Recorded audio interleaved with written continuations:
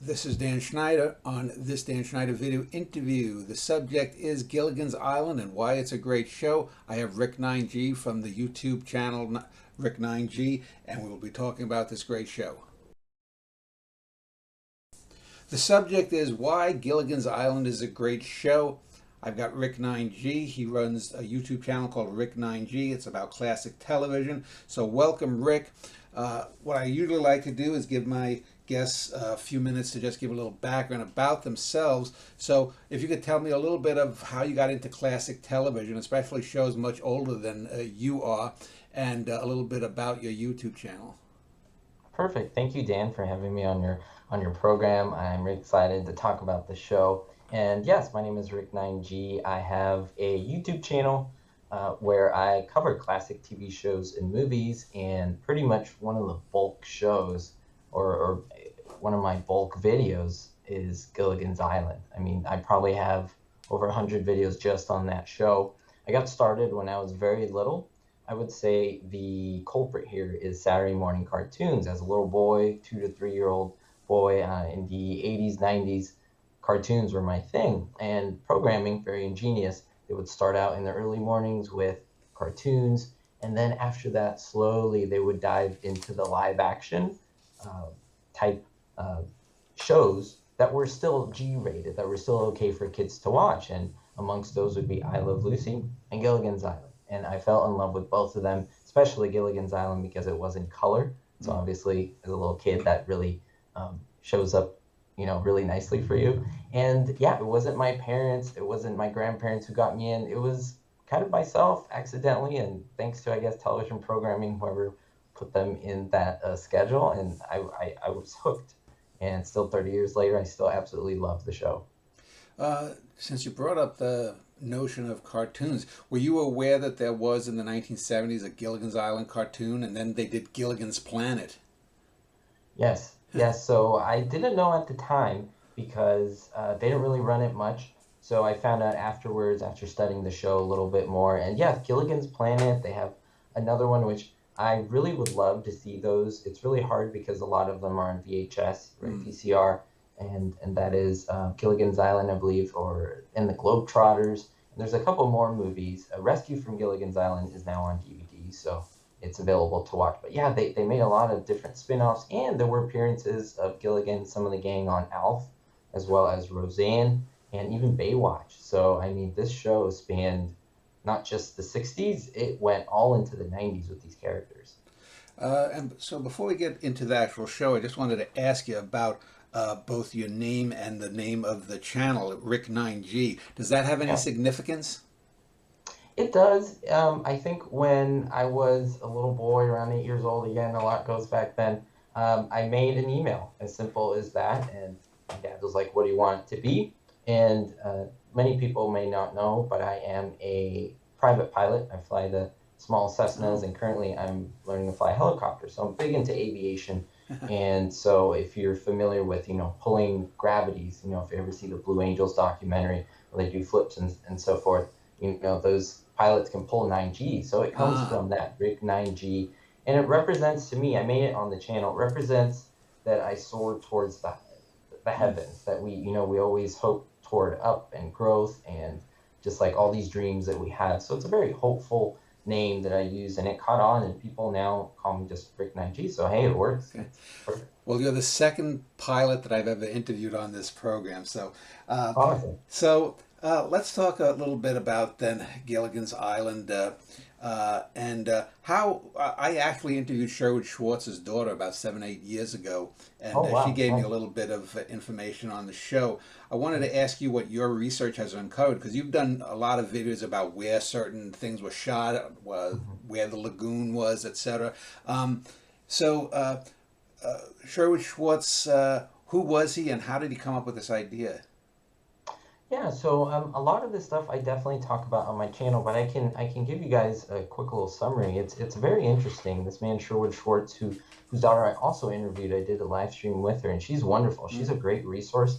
In fact, she taught me a lot, and I supplement that in some of the videos because her knowledge is super important. I mean, she was on set Mm. during some of the filming. She met all the cast when she was young, And so it's great to have someone who was alive and actually on set who knew these things. She was also on the Brady Bunch, which her dad also Yeah. created. So Sherwood Schwartz wanted to make a show about people on an island.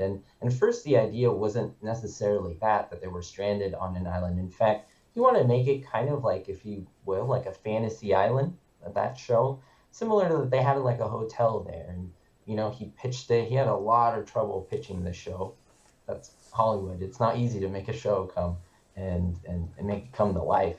And so he did that. He said, I want to make the show. And so he had to work with the producers and so forth. And what they eventually came up with was that there were these 7 people on an island. They were all very different from each other, and they kind of had to work together. They would have these fun, zany adventures. And I mean, people fell in love with the show. Critics hated it, of course. I mean, it's a thing, but I think that people caught on to just how innocent it was, how great the humor was. It's actually a very well written show. I know some people freak out at that or say, Rick, you don't know what you're talking about. People say, how could the professor not fix a hole in the boat? And he was a professor. How does that even work? Well, there were reasons for that. If you really dive deep into the show like I have, I've discovered so many things, and it is very well written. But at the end, this is how I define the show. It's a live action cartoon. You're watching people perform on screen, television show, but what you're watching is a cartoon because essentially the physics of what we know as a real life is broken. And so if you keep that in mind, the show is a lot more fun, in my opinion. It makes a lot more sense in that way. I could go more into that in my analysis of how it's a live action cartoon, but it's just such a great show, and it's still being watched even to this day in so many languages. And the whole concept of the Fantasy Island hotel-like thing, they did it in one of the movies that they did in the early 80s, didn't they? They did. There was two of them, I believe, the Globetrotters, and then there's another one that's escaping my mind. I haven't seen those. I've been Oh, really struggling to find them. I probably have to just buy a VCR, which I don't have, get the VHS tape and watch it that way because it is not on DVD yet. And there's all these things behind the scenes with rights and copywriting that makes it difficult to put these things out because so many people own different parts of the show and rights and all these. It's a mess. So yeah, but you're correct. Yes, that they were expanding upon it and seeing how much they could give into the show. I believe in the Globetrotters one, we see a lot of Thurston Howell's son because the real actor Jim Backus was sick, right. and so they were able to bring him right at the end, but he was really sick during it, and they were trying to figure out how to make it work for the show or for the movie. Yeah, I've always thought that Gilligan's Island was slagged upon. People will talk about that Newt Minnow quote, which the minnow boat comes from, about Yeah, TV being a vast wasteland. But to yeah, me, and I don't know if how much you know of contemporary playwriting, but Samuel mm, Beckett, not the guy from Quantum Leap, but the playwright Samuel Beckett, an Irish playwright, did Waiting for Godot, which is mm, considered a seminal modern work, and the humor in it is very over the top. It's almost like a Chaplin film. Nothing really yeah, happens except these two guys are talking. And I've always thought that Gilligan's Island was the closest thing to American Beckett in that you have these characters that are stuck in this zany universe, and it's mm, like because it's episodic, every week gets reset because yeah, if we were stuck on an island with a guy who kept screwing up our chances to yeah, get rescued, we'd probably put him 6 feet under. But these yeah, people have this infinite tolerance, and I think the fact that the show was cut off after just 3 years gives it mm, that sort of endless loop, that goes yeah. back and forth, that you're going to experience the same deja vu all over again, as Yogi Berra would have said. Yeah, that's a very interesting analysis you made there, Dan, because again, the more I got into these shows, the more I realized these things, and I can tell that you really, really watched the show because you've picked up on these things. And it's really interesting to know that a lot of sitcoms are very that infinite loop. I mean, Hogan's Heroes, you could watch anything from the whole series. You could watch, season 3, episode 14, and you can watch season 2, episode 12, and you could see that you wouldn't know if they went before each other, after each other, very little references to dates. It's just very episodic, and it's almost like they were made for reruns. And it is true, they were made to be run out of order so that the person who's programming them, they They don't really have to think much. They just stick in an episode. It works. The theme song, 30 seconds long, minute long, tells you the whole story, and then you're plunked into the episode. And I think that's really important because a lot of people, they ask, well, how come this didn't happen on the show? Or how come, like you said, why didn't they kill Gilligan on the show? Well, it's surprising to know if you really watch the show, he actually saved a lot of the castaways' lives in multiple episodes. It wasn't, because he was bumbling, but because of his bumblingness, he actually did save their lives. But what we remember is he always loused up the rescue, which is fun, right? But there's so many things that kind of pop up at you that are just very fascinating. And Sherwood Schwartz writing this, I think he was a genius, and the writers as well, and the directors. There's so many people who are brilliant on this team.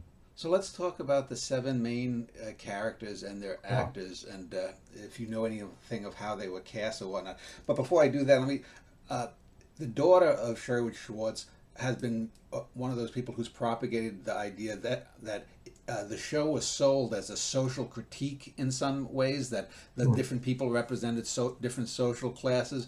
I don't know if I really bought or buy that. I think it was more just make it good comedy, and as you said, it sort of evolved. But what is your take on the whole seven characters as representative of America thing? Yeah, that's a good point, and I kind of irk when I hear that, not in a bad way or, not looking down upon anyone who says it, but the idea is I really don't think that's what the show is about. I mean, you could say that it was, Sherwood did say it was a social microcosm, kind of a small look at society. Instead of having, now 7 billion people, you just have 7 people on an island, and then each kind of represent. But I think it was more of the comedy, and the genius was really in the fact that all these characters worked just well together. Like the millionaire who doesn't even want to talk to the guy who's scrubbing the deck of a boat. They have to work together to live, and they have to work together to be friends. And Gilligan has to pick the coconuts, but Mr. Howell has to do his part of the job. And there's even some episodes where he does have to work, and it's very comical, right? And it kind of speaks to us, right? You see the married couple. Here's interesting: as a little boy, I never really liked the Howells because I didn't get it, right? The humor went above my head, but I got Gilligan because he fell with Skipper. It was like Laurel and Hardy. But as I'm getting older, 30s, approaching my 40s, and you understand relationships. Oh, I get Mr. Howell and Mrs. Howell now. They're hilarious. They're super hilarious. But again, as you grow and as you mature, you understand a lot of the characters differently. You understand the maturity of Ginger or the innocence of Mary Ann, and the professor, that he sometimes says things that aren't true because he was perceived as a smart guy. Maybe he needed to say some things, to appear smart. It's very interesting. And it's like the episode where they think the island's sinking. The professor doesn't see that Gilligan's just putting it out an extra yard each time. Right. And you would think a guy who says he has like 5 different degrees, a doctorate, everything, how can he not figure this out? And then what I see a lot of my viewers who watch my videos say, they say, oh, he was a dummy, oh, he's an idiot, whatever. It's like, yeah, but don't we do stuff like that all the time? Yeah. Like today I went flying and I made such a stupid mistake. I was like, oh, I forgot to tighten the cap on the gas cap, let's say, or I forgot to look at my instruments. Or we make mistakes all the time, and I think that's why we kind of like it. We like to put fun at the show, but we relate to it because we see us in the show, which I think is great. So let's go through the characters and their actors, sort of as the theme song does. So Gilligan, played by Bob Denver. Was he Willie Gilligan, or was he just Gilligan? And is Gilligan his first or his last name? I'm assuming the last name. Yes. So, I think a lot of people initially, they assume it's his first name, but according to Sherwood Schwartz, that was his last name, Gilligan. Makes sense, in the Navy and with the skipper and the. And skipper, it's an Irish last name. Oh, it is, yeah. So Irish last name, and so it makes sense. He looks the part, right? And so, yeah, in the military, they call you by your last name, right? Navy boys, so it makes sense. And they asked Sherwood, well, then what's his first name? If Gilligan is apparently not his first name, it's his last name. And he said he was kind of looking through, the phone book and so forth, and came upon a name that was silly. And he said it was Willie. So unofficially it's Willie, but according to Sherwood it is. To me, Sherwood is the final say on everything because, he created the show. So I would say that is his first name. That's just I go with Sherwood, and he was just called Gilligan, kind of like Seinfeld. If you watch Seinfeld, Yeah. well, it was called him Kramer. Everyone thought Kramer, the character, is always called Kramer. That was his last name, and then the joke in, I don't know, 6 seasons, almost when the show's ending, they remind us that his first name is actually Cosmo, and it's like the weirdest first name ever, and it's hilarious. You might have gotten it from Gilligan's Island. I don't know.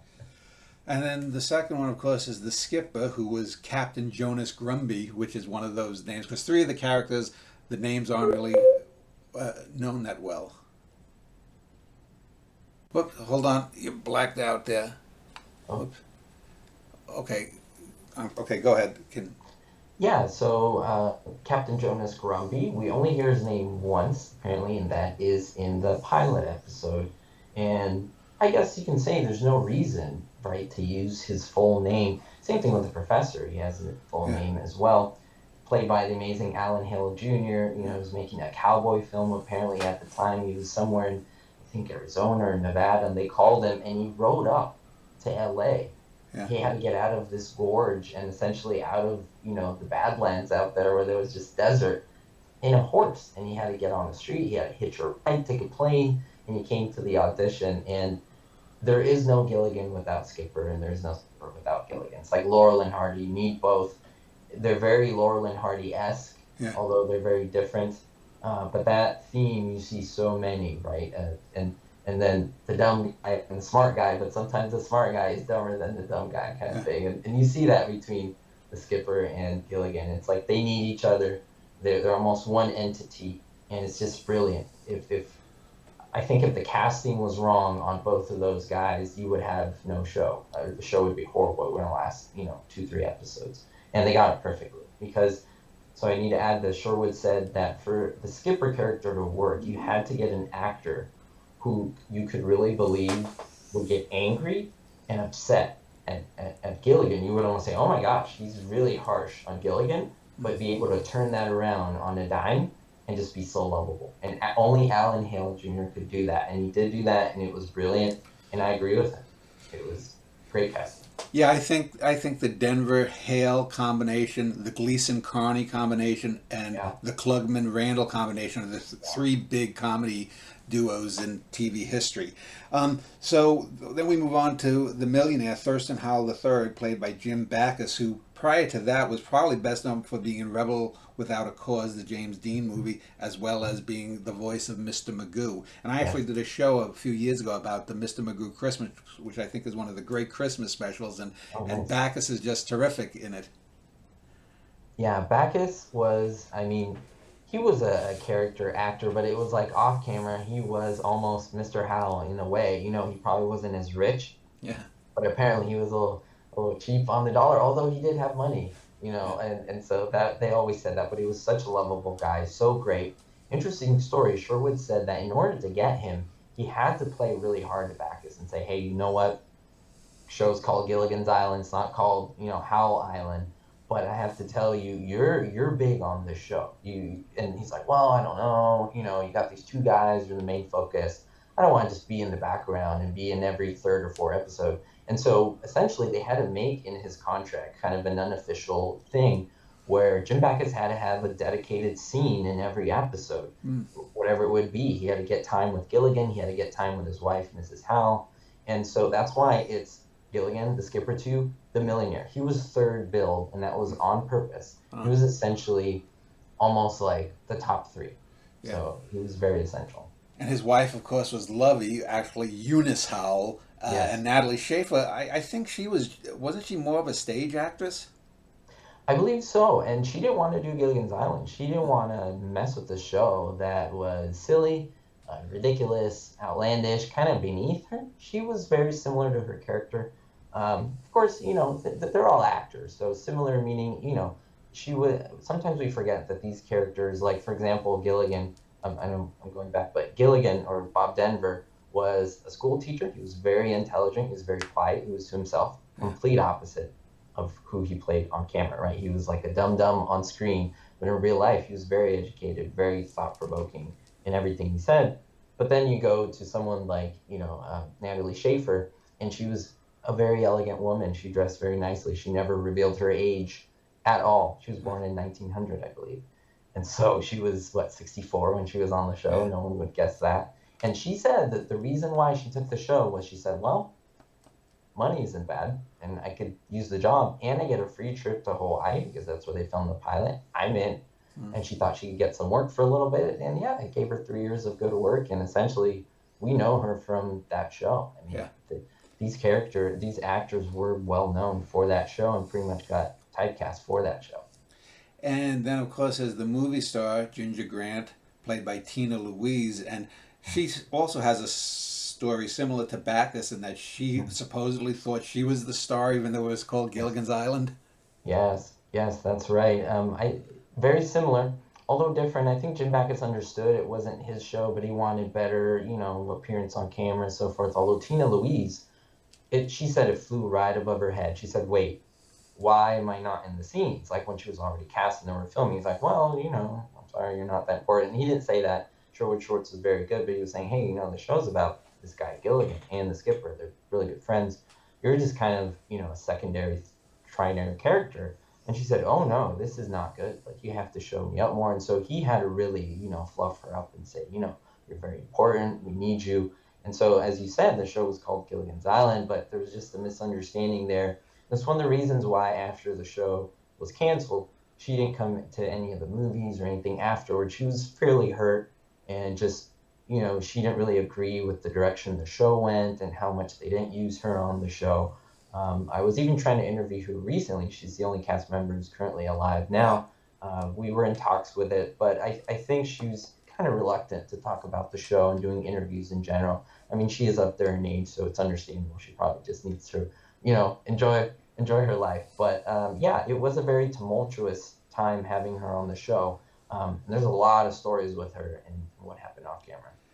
And the final two were Professor Roy Hinckley and then Marianne Summers, the All American girl, first known in the first season as The Rest. Can you tell Yeah. that story? Yeah, I didn't recognize them until you said the rest. No, I'm kidding. Yeah, so when the first season came out, the theme song ended with essentially the movie star, and they didn't say the Professor and Marianne. So this is the black and white Mm. series. The first season was all in black and white, and then season 2 and 3 was all in color. They had to remake the whole theme song for season 2 and 3 because essentially they added the Professor and Marianne. And this is Bob Denver's doing.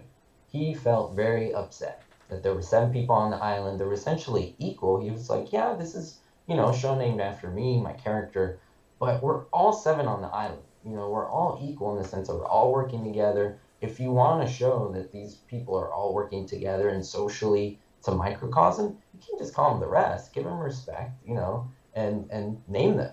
And so if you can see, they're kind of tacked on, right? The movie star, the Professor, and Marianne, boom. And they just kind of gloss over them very quickly. But that was all Bob Denver. And he, according to the story, said, if you don't add him to the theme song, I'm going to walk out on this show. And I mean, that takes guts. Whether you think he would actually have left or not, I don't know.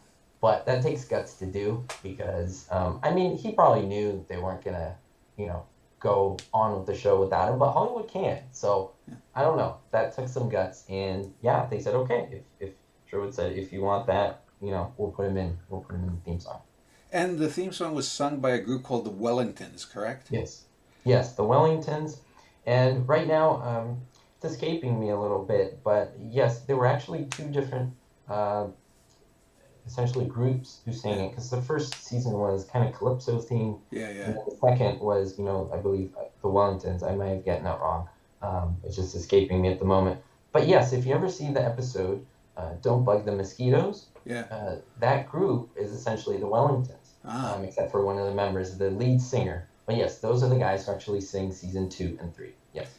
And recently, when I was out trying to get this show started, I did see 3 or 4 clips of about 2 or 3 minutes each of the supposed original pilot in black and Yes. white, where you had Gilligan, the skipper, and the Howells. Yes. What was the reason that the original professor and there were 2 other girls? Why were they switched out? Yeah, so that's a good point. And Again, I've made videos on this, so excuse me if I don't know the exact names of the characters, because you're right, we did have the professor. I do remember his name was John Gabriel, the Yeah. actor.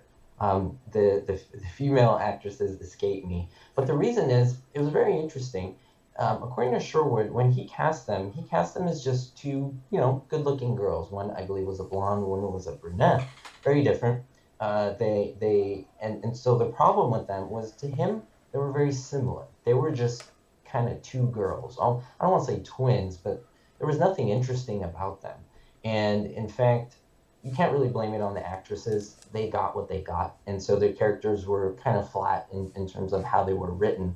And then after they saw that on camera, they said, okay, the professor we need as a character.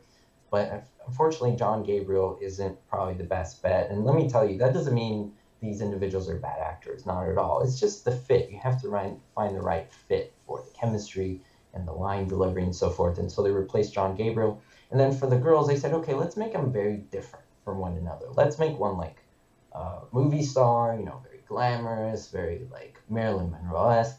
Let's make the other a farm girl from Kansas, right? So you have a really big difference there. Whereas the other girls, I believe they were both secretaries. So you can see how general that was and how they say, this isn't working. We can add a little more spice. And I'm so glad he did that, because, I mean, there's so much depth there with Mary Ann and her character and Ginger and how different they really are. Well, it's one of the great memes of all time, Ginger and Marianne. Yeah, Most people would answer, well, if I had a weekend, I'll take Ginger, but if I want a lifetime, I'll take Marianne. exactly, right? Yeah, I ask that all the time on my channel, and you'd be surprised at the answers that you get. The character of Mary Ann Dawn Wells received the most fan mail of any of the actors, the characters, and but people also loved Ginger, and for different reasons. So yeah, they were both great, and yeah, Ginger or Mary Ann, who do you go for? And I think from what I could tell from the original pilot, the John Gabriel actor was not quite as adept at comedy as Russell Johnson was. And it's odd because I know Russell Johnson, but outside of Gilligan, from some westerns, some sci-fi Yeah, stuff, and right. he was a pretty good dramatic actor. He's one of those actors though that until you see someone do comedy, you don't realize how good they could be comedically. Yeah, and that's a good point. That's, going back, I'm glad you mentioned that, because again, I say this a lot on my channel, this wasn't the right fit. And I always try to say that, I don't want people to conclude, oh, this guy's a bad actor. You shouldn't. No, no, no. It's really hard to get good casting, but that's what a good cast director does, right? You choose someone who is very versatile and able to do that. For example, Jim Carrey, everyone knew him, as a nut, a lunatic on camera. But then you see him, in an Eternal Mind, or it's, Sunshine of the Spotless Mind, or wherever he plays like a serious role. Or Adam Sandler, zany Or the guy. Truman Show that he did. Yeah, The Truman Show, Uncut Gems, if you've seen that, Adam Sandler. I mean, it's a pretty risque film, very rated R, and Adam Sandler's like completely different. So sometimes these are examples of actors that maybe weren't given the opportunity because they were typecast, right? And so maybe this John Gabriel, his strengths were somewhere else. So when you put in Russell Johnson, who you said did westerns, he was also in the Twilight Zone. He played very straight parts, straight meaning just very serious parts, not, super hilarious parts. He wasn't like, a Chaplin character. But then on Gilligan's Island, it was a very nuanced role, because the professor is a guy who has to be able to, say all these complicated words and, scientific lingo, but you have to be able to hang with the guys, and hang with the girls and be that kind of handsome guy. And so it's a very multifaceted character. It's not a flat character at all.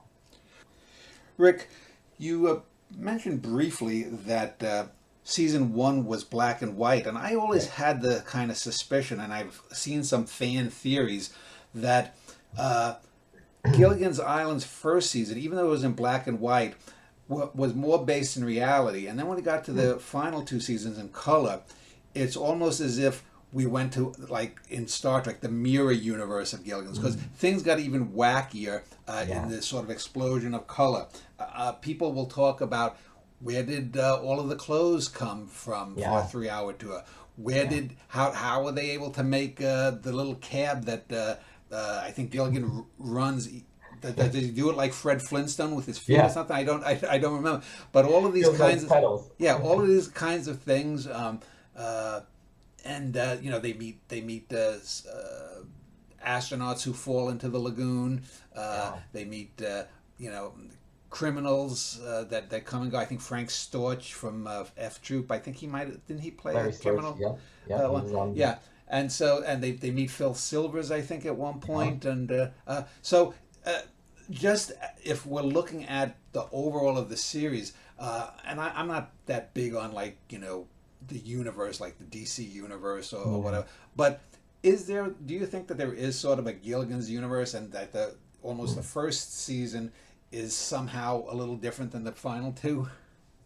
I think it could be put that way. I can't really claim that Sherwood planned that. Maybe he did. He never said anything, and like it adds to his genius. But I would say that it's a very interesting point. One could even say that it was a practical point in terms of Hollywood because a show is trying to get out there. They're trying to stay on TV. They're trying to play it safe. One of the things Sherwood said he struggled a lot with was censors with Ginger and showing too much belly button. You could not show a lot of belly button, and so Marianne even had a little dip up in her shorts to cover up her belly button and so forth, and cleavage for Ginger, and that was a big thing. And the reason why I bring these up, he had to abide by rules, right, to get this on the show. He wanted this hotel thing, it didn't work out, so then they had to be stranded. And so you have to make a lot of concessions when you make a show.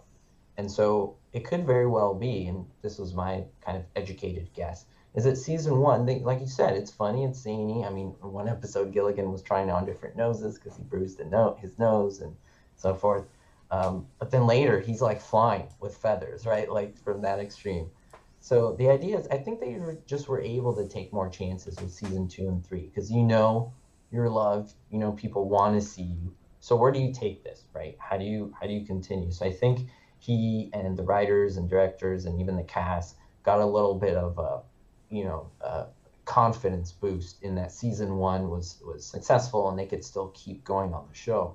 And so yeah, they took all these chances and it really became, as I mentioned, that live action cartoon. A lot of these big questions, my answer is live action cartoon, because it answers so much. And yeah, I mean, I really do think there's this universe, and the island was something that just pulled people and situations to it, whether it's the ability to fly or whether it's pulling Don Rickles in or different actors that we love, Zsa Zsa Gabor and so forth. It was a great little place. Now, I have to bring up the one of the downsides that in recent decades has come under scrutiny, and that's of course the fact that Pacific Islanders, the natives, were portrayed as headhunters or Mm. cannibals, and you couldn't do that today. And also, wasn't there one episode at least where a white actor was playing Japanese in yellowface, as they called it? Oh yeah, yeah, and so the actor you're speaking of is Vito Scotti. Yeah, So Vito Scotti is, if you've watched any show, 50s, 60s, 70s, he was probably in it. yeah. Everything from I Love Lucy, Gilligan's Island. He was also on Fantasy Island. I mean, Hogan's Heroes. He was in everything. This guy was like a man of a thousand faces. That's what we call Lon Chaney. But this guy was the TV man of a thousand faces, I would say. I think he could do anywhere between 30 and 60 different accents and dialects. And this guy was very classically trained in a classroom, and he knew what he was doing. He did everything from Italian to Japanese, as you said, to Mexican, to just whatever they needed, he could do. And, with prosthetics and everything, they made that possible.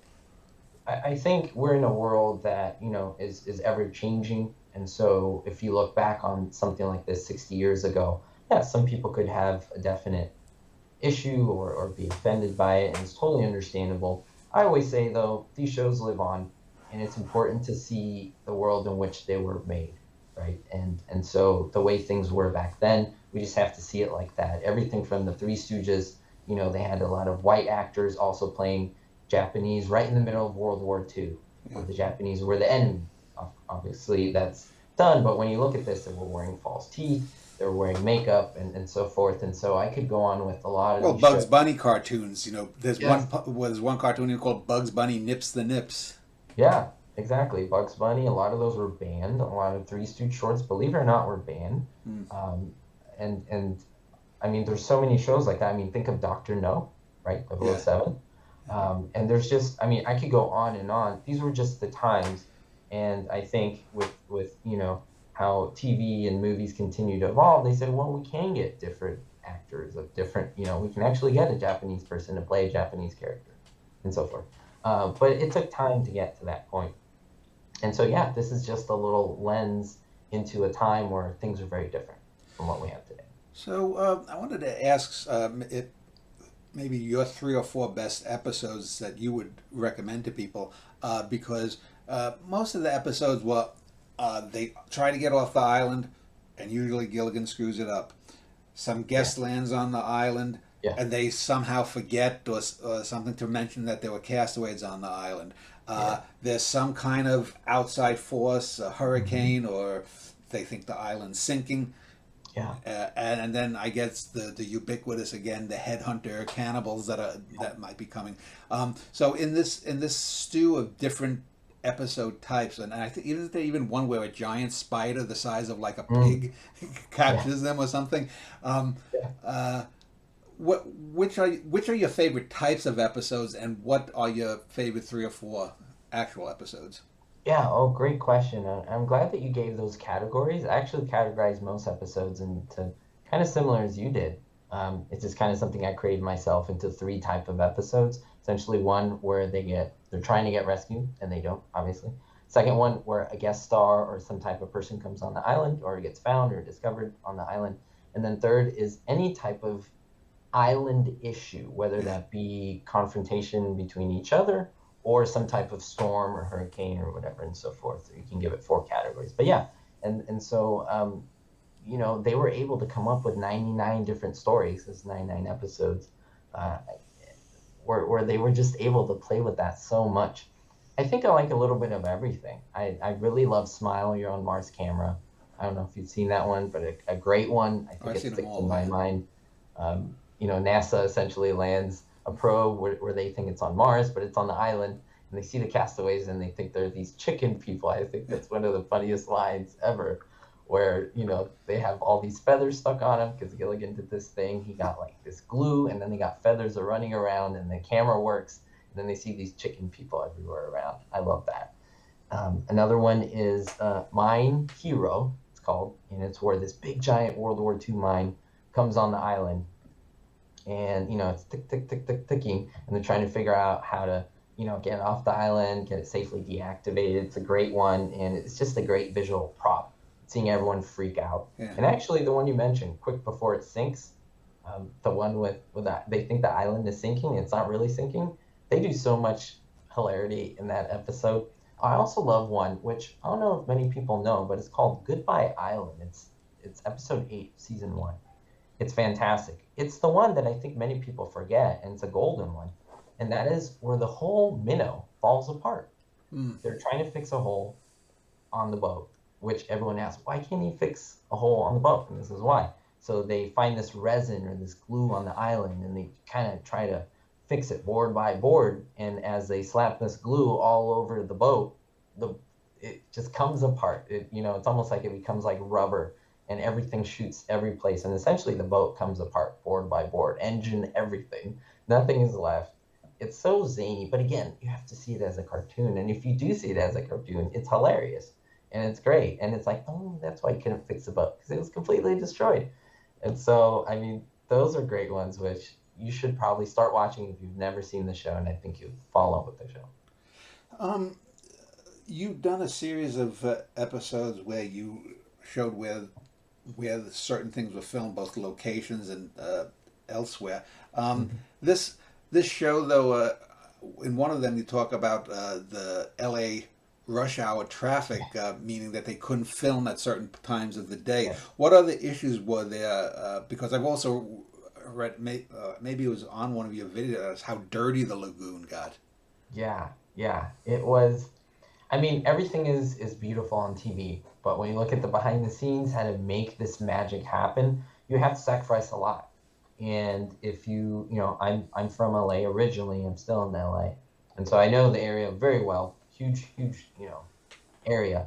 But when you come to the CBS Center Studios, essentially in the Burbank area, which is where a lot of this was filmed, or the Valley Burbank area, It's a large studio, but what happened is it actually the edge of where the island was built, the outside exterior where the lagoon was right along this concrete type. I don't want to say it's a river, but it's kind of like a basin that kind of empties out, and you have a very major freeway that goes along there. So they had to surround the area with these giant trees to block, obviously, any type of civilization being seen, and you think that they're in the middle of the Pacific, but they're not. They're in the middle of LA, and they actually had it filmed after 9 o'clock, which is when our traffic starts to really much die down. And yes, if you've never been to LA and you do hear the traffic or you're near a freeway during rush hour, it is loud. It is Yeah. very loud because there's so many cars honking and so forth, and it would interfere with the filming of the show. So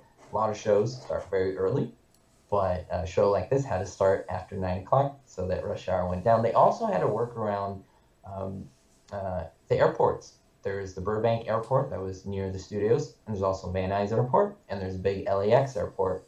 It's farther down, but you have all this air traffic. You can't see planes going around, right? Or helicopters. There's a couple of helicopters that made it into some of the episodes on purpose, but you can't see like a jetliner going by, right, in an episode, and that's on purpose. They had to monitor the flights, see when they're going by, or they had to cut a scene or say, no, we got to do that again. And jet went by. So there was a lot of logistics. Talking about the lagoon, apparently it was filthy.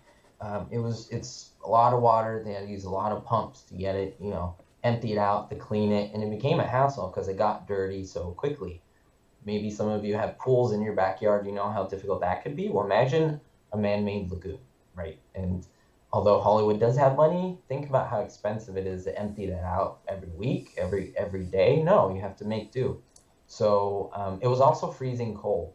A lot of people think LA is warm, and it is during the day, but in the mornings and the evenings, we always have this chill. It's just this crazy chill. And so Bob Denver, whenever he dives as Gilligan into the lagoon, he's wearing a wetsuit under his costume or under his red shirt and blue jean or white pants because it's so freezing. It's freezing cold, and they did not heat that water. It would be crazy expensive to do that. And yeah, he just had to keep warm like that. But it was filthy and super cold when they would go in there. So, one of the things that's odd about the 1960s, especially 1960s comedies, was that some of the most classic shows didn't last that long. I believe both The Addams Family and Munsters were just a couple of Mm-hmm. seasons. Gilligan's Island was 3 seasons. Star Trek, which wasn't a comedy, was only 3 seasons. The Monkees was 2 seasons. Batman was 2 seasons. I mean, there were longer lasting shows like the Beverly Hillbillies and Bewitched and Argentina. Genie and Get Smart. But why do you think that so many of these, what they called high concept shows, Yeah. did they just fizzle out really quickly? Because Gilligan was had good ratings, didn't it? Mhm. Yeah, I think that's a very complex question. I don't know if I could come up with an immediate answer, but I think I can point everyone in the right direction. By thinking about this, remember the 50s is known as essentially the dawn of the TV era, even though, television essentially was invented really, really, really late 40s. Essentially the real shows started, in the 50s, I Love Lucy, the Honeymooners and so forth. Then when we get into the 60s, things changed because the sitcom went through a lot of changes. We could say for the most part that, Desi Arnaz created the three camera system, which many people don't know. They filmed the show like a play essentially, and you would perform, all the scenes with three cameras, and there was an audience behind the cameras, roughly 300 people who would watch your performance as they were filming it. They would put it on, film, and then later they would edit it and, put it on, maybe a month later they would put it on for you to watch. And so this was very typical. You would have a live audience reacting to what was happening. That's what happened in I Love Lucy. So it was very organic feeling. You would laugh and the audience would laugh. But as we went to the 60s, doing a lot of study into this, you would notice that all the shows changed from live action to non-live action. Think of all those shows: Munsters, Addams Family, I Dream of Jeannie. They all had no live audience. They went to this one camera system. It was cheaper, right? Think about it. Everything from three downsized to one. You don't have a whole audience there to hold you back. And so it almost became like filming a movie. And the thing is, I think a lot of the flavor of how the sitcom was originally known changed for good, for bad. It helped some shows, it hurt other shows. And there was also a lot of competition because now it was like, oh, 60s, like we know how to make a TV show, let's compete. And so there were a lot of ideas being thrown out there. I mean, you go from I Love Lucy, being in a home, being on an island in the 60s, or being in space, right? Like they went everywhere. And so I think a lot of these shows were trying to, grab onto the side of the cliff. Some made it, some didn't. I mean, the reason why Gilligan's Island got canceled was because of Gunsmoke. It wasn't really Gunsmoke's fault, but they had essentially one slot and there were two shows. And the executive of, CBS, his wife said, my favorite show is Gunsmoke. So what did the executive do? Gunsmoke it is, no Gilligan. So it was crazy to think of that, all the cast was set for season 4. It just didn't work out because of one person. I mean, we can't just blame the wife. I mean, there's other things, but the idea is how fragile it was. Then when we went into the 70s, we went back into the 3 camera system. Some held the 1 camera system, but then things continued to change. And now today we actually do still have the 3 camera system, which is unbelievable. But yes, you're right. I think it's more complex and probably we can answer in even this interview. But television was going through, a lot of birth pangs. And even like today, I would say YouTube today is essentially what television was in the 50s and 60s. It's just starting out. Now it's being respected finally. So let's talk about the legacy of the show and what came after it. We mentioned Sherwood Schwartz. His 2 most well-known shows are clearly Gilligan's Island and Brady Bunch. I'm sure he probably peddled a number of other shows and may have had a few shows on for a few episodes. But those are the 2 twin towers of his reputation. Mhm. And still now, 60 years on, Gilligan's Island is looked as a trifle. And the premise of this show is that it was a great show. Whereas the Brady Bunch is looked upon more fondly. They've had Brady Bunch episodes being done as if they were plays and whatnot. And my take on it is that Gilligan's Island was sort of this absurdist comedy, whereas Brady Bunch was more like Aesop's fables. There was always a moral there, and I think that Right. that plays better to younger kids who then grow up. But I think Gilligan's is the better show. What is your Mm. take on those 2 shows? Yeah, believe it or not, I never could get into Brady Bunch. For me, I think you kind of hit it on the head. I always saw Gilligan's Island as an escape, a funny escape into this world where it's on another planet, but almost feels like it, and that's why it's funny because it's so isolated. It's almost like we're in a Disneyland, almost like it's an escape. Whereas Brady Bunch, you're not escaping anywhere. You're at home. You're staying at home and you're maybe like you said you're relating to things that you might have seen in your own family life or that maybe other family members know. And so there was a lot more relatability in terms of the stories like you said, and a lot more wholesome and so forth, and what are the tensions between family members and so forth. So there's a lot more to relate there. But I think what Gilligan was, it was so unique because it was an escape to another land. It wasn't I Love Lucy where you're in their apartment where it's like, hey, they're like me, right? Whereas Gilligan, they were somewhere else, but that's me somewhere else kind of thing. And I always, as a little boy, saw myself as Gilligan because I was always, clumsy and falling and stuff. I was like, hey, that's me. I'm silly, right? And so I think that's what happens with us is, it's like, hey, I want to be on that island. It's the grass is greener on the other side kind of thing. And I think that's the illusion that the show paints, that you're just transported to this world that looks very fun and looks very entertaining. And wouldn't I like to be there and not pay taxes and just, eat coconuts all day and so forth. So the actors themselves, the only actor that seemed to have any real traction career-wise after Gilligan's was Bob Denver himself. And Yeah. unfortunately, I mean, maybe I'm wrong, but I don't think Gilligan's Island or 60s comedies have those Star Trek-like conventions where the Mm. actors can make money. Jim Backus did some more of Mr. Magoo and I think some other Yeah. voiceover, so he's probably the most successful one after Denver. Mm. Famously, Tina Louise has always resented the show. Dawn Wells did, I think she did a few books based upon Gilligan's Mhm. Island. Alan Hale didn't have success. Natalie Schafer and Russell Johnson's, their careers basically stalled out after it. Whereas Yeah. Bob Denver had a few shows here and there. He did Dusty's Trail, which was sort of a Mm. Western version with Forrest Tucker, and then he Yeah. did a show with Chuck McCann on Saturday morning called like Far Out Space Nuts or something, where Mm. they were lost in outer space. It was sort of like then there was a show with Ruth Buzzy and Jim Nabors of all people in a similar show uh, in the '70s. But why do you think? I mean, was it just all typecasting?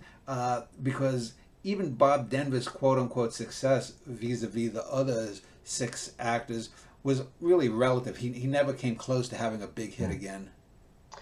Yeah, it's a very interesting thing, and this is sometimes where I come to a brick wall with some of these topics. Like, this is a great question because I wonder so much, and maybe I got to dive deeper into that concept. But, why do some things hit and why do some things not?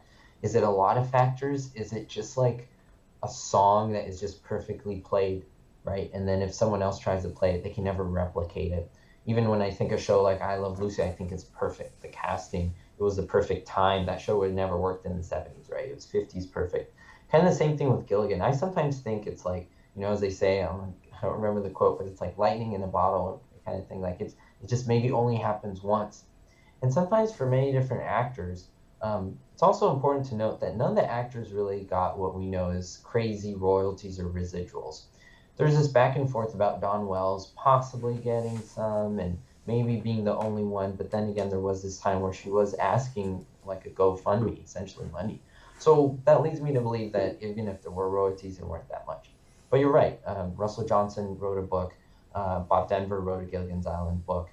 They I think they probably had enough money to get by, just kind of scrape by. But a lot of them probably did small roles here and there. But it's interesting. It's like Adam West, right? Adam West had this amazing show, Batman. Everyone knew him as Batman. Women would swoon over him. Kids would freak out.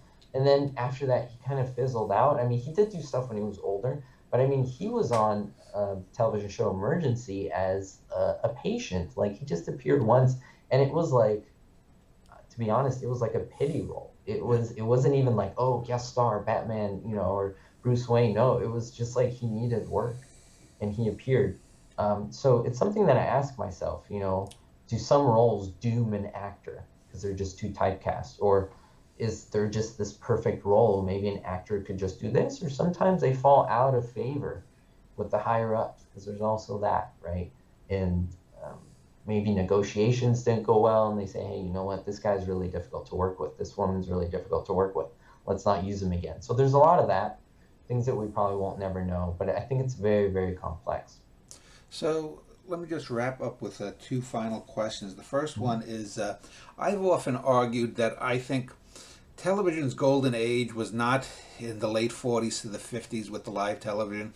And I don't think it's this last 15 or so years, 20 years, if you want to go back to The Sopranos, of cable television. To me, the real golden age where the highest number of good quality shows on were from maybe about the mid 60s till about 1980. That 15-year period to me seems to have been, if you think of classic sitcoms, they almost all come from there. Yes, you'll have Friends and you'll have I Love Lucy and The Honeymooners before that, but the bulk seems to be concentrated there. You had Norman Lear, you had Sherwood Schwartz, you Mhm. had Gary Marshall putting stuff out. Um, and yet, most people will say, well, that's because I grew up during that era. You, Mm. having not grown up in that era, Yeah. what do you look at? Do you look more towards the '60s and '70s? Because that seems to be sort of your sweet spot Yeah. of nostalgia. What is your take on that era versus the other so-called golden ages?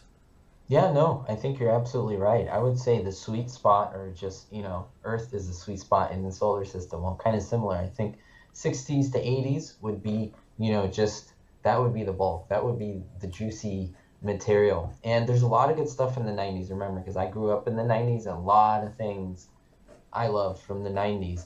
But the 90s essentially led to an era where things completely changed, right? And 50s just got started. So I mean, there's a lot of good stuff in the 80s. And I know a lot of my viewers who love 50s, 60s, they don't love the 80s because it's just so different. But I think 80s was the max that you could take, or the sitcom, and it was just like, I wouldn't say it's the pinnacle, but it's kind of the pinnacle of how far you can take it and how, not necessarily silly, but how far can you take the language and how modern can you make it? Modern being, the modern sitcom, I would say the 80s and 90s. And so, yeah, you're absolutely right. I think that they perfected it in the 60s. The 70s got so much content. I mean, Sanford and Son, like you said, Norman Lear, all these big names. Every network had many sitcoms.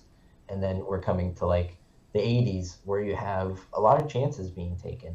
And something like the A-Team with the violence in the A-Team, you would never have seen that going into the 50s, 60s, even the early 70s, right? And so the 80s was able to kind of take that a little forward, and so forth. So yeah, I think you hit it right on the head.